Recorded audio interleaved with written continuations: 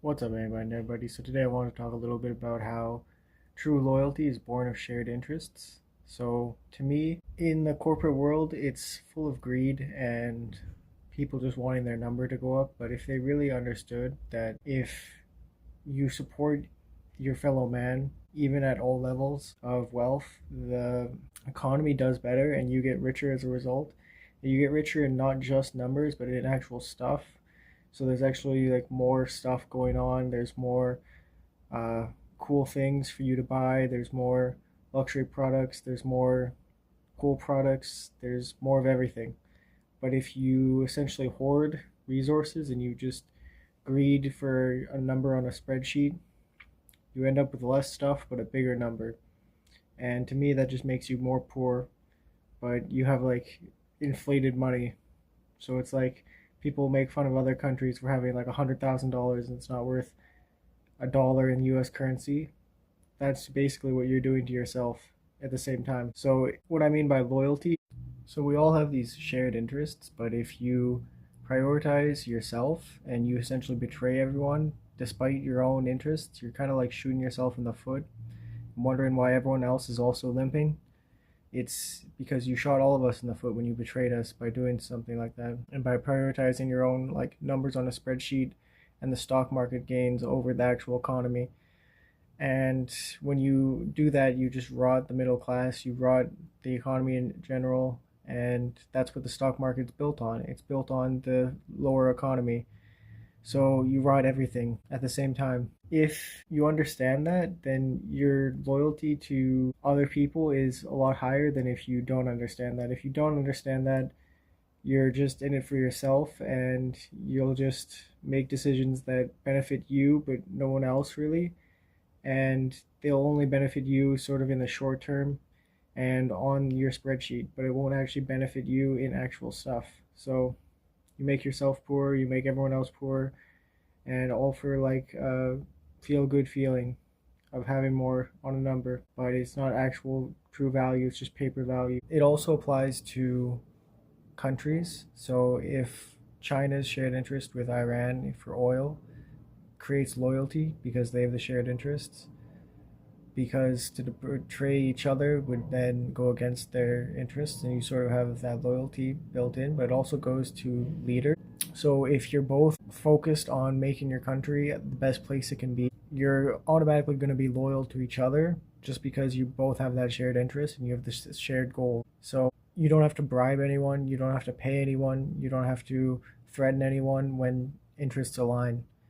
And for most of America, it's not really aligned right now. For most of Canada, it's not really aligned right now. Politicians are just taking bribes, filling their own pockets, and not really caring about the country as a whole. And that's what's rotting our country from a leadership perspective is they don't have these shared goals. They don't have these aligned goals. And it's really, really doing a lot of damage to our country right now. And if they could just get their shit together and we could elect some better people, maybe we could turn that around. But we currently just don't have any really good options. We have like a 2 or 3 party system, and you can't really vote in anyone good. And even the people who you want to vote in are getting blocked by people like APAC, like Thomas Massey. So they can also just bribe all the people around the like Democrat or Republican like politicians, and they can block the certain people that you would want to go forward because they don't have the support of their group.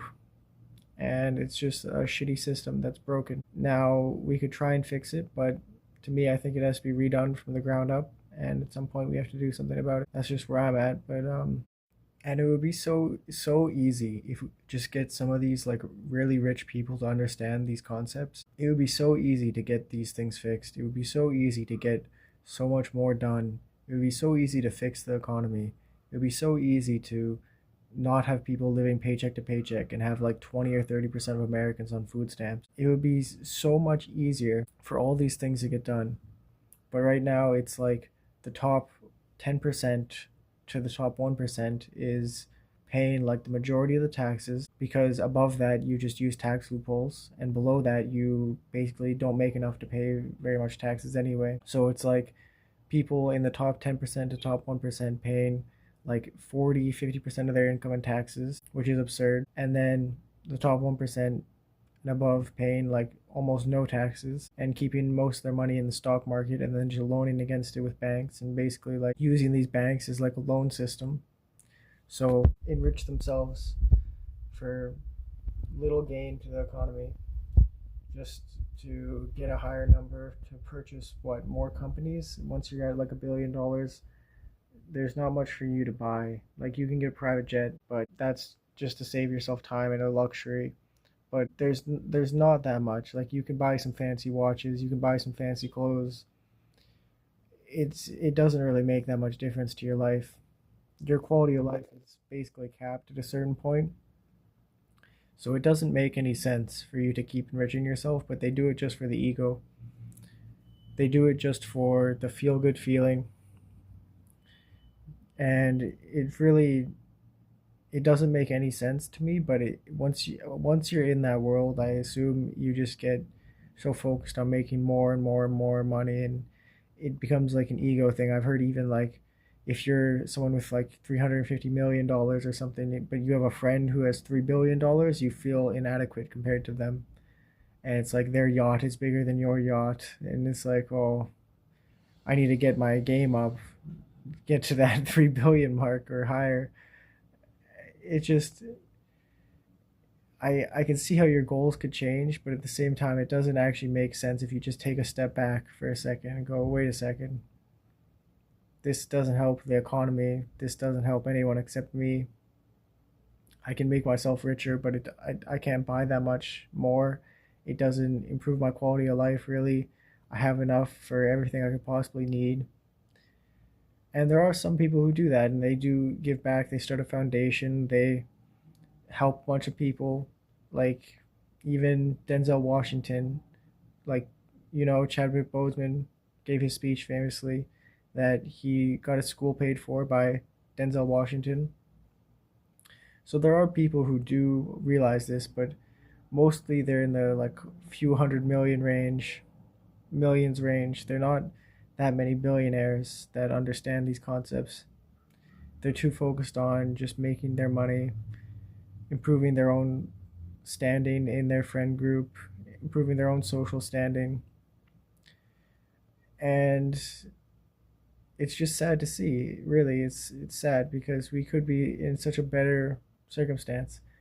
And then if you take a further step back and you look at the bank system, they're holding everyone's money in the entire world and investing all of it for returns every year. And you're sitting there making, 40,000 a year or something, but they have everyone's money in the entire world invested and getting returns on it. They're so unfathomably rich. The Rothschild Bank used to, in like the 80s or 90s, was valued at maybe having 500 trillion stored away somewhere in gold and other assets. And that's so far beyond what we see as like the richest people in the world, who are like not even $1 trillion. BlackRock, a company of investment, has 13 trillion. 13 trillion. So there's trillions of dollars out there. Trillions of dollars being invested. And it's all just going into the stock market, into this microeconomy of the top 1%, and just cycling there. And that's built upon the lower economy of all these companies. And that's where you see all the CEOs making all their money too. They make all their money on stocks. They don't make it on a salary. So the system is just broken. It's unfathomably broken, and it's just creating this bubble where eventually that 20-30% of people on food stamps, it's going to increase and increase, and eventually the people won't be able to pay their just living expenses. In the richest period in the world, in the richest country in the world, people won't be able to buy food and rent, like it's the Great Depression again. How is that happening? You have to wonder how that's happening. It's not the immigrants, it's not the poor people, it's not the homeless people. The homeless people are a symptom, not the cause. And even like the homeless people are, it's like something like 50% of something of them are people in the foster system, or it's 50% of people in the foster system end up homeless at some point because they don't have any fallbacks, and the economy is so shit right now. So it's so easy to become homeless for them, and it's sad because this could all be fixed so easily. That's it. That's all. Peace out.